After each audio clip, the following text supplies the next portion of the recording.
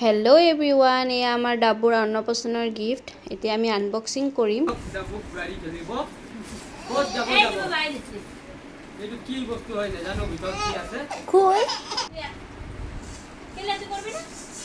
এয়া মামীয়ে গিফ্টখিনি খুলিছে।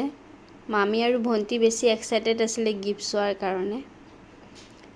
এইটো ড্ৰেছ কোনে দিছে নাজানো, কিন্তু বহুত ধুনীয়া দিছে। ইমান মৰম লাগিছিলে ড্ৰেছটো চাই, খুব ভাল লাগিলে ড্ৰেছটো চাই।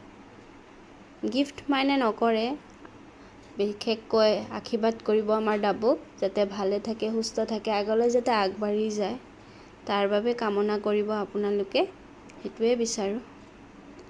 এয়া মামীয়ে খুব এক্সাইটেড হৈ আছে, খুলিব মোক কৈছে, নুখুলিবা, মই আহিম। ভণ্টি আহি কিনে খুলিলে। এইটো মোৰ ফ্ৰেণ্ডে দিছিলে, এইটো মা আনি দিছিলে অনলাইনৰ পৰা। ধুনীয়া আহিছে, অনলাইনৰ ড্ৰেছো কেতিয়াবা কেতিয়াবা ধুনীয়া আহি যায়।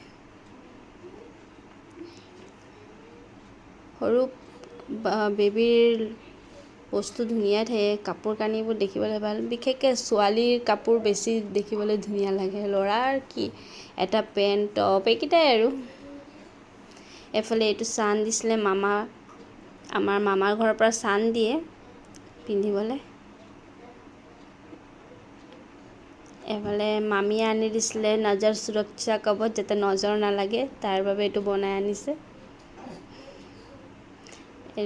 এফালে মায়ে দিছে আঙুঠি,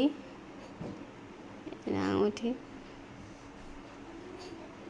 এইটো দিছে মই য'ত ৰেণ্ট থাকোঁ, সেই আণ্টিয়ে দিছিলে।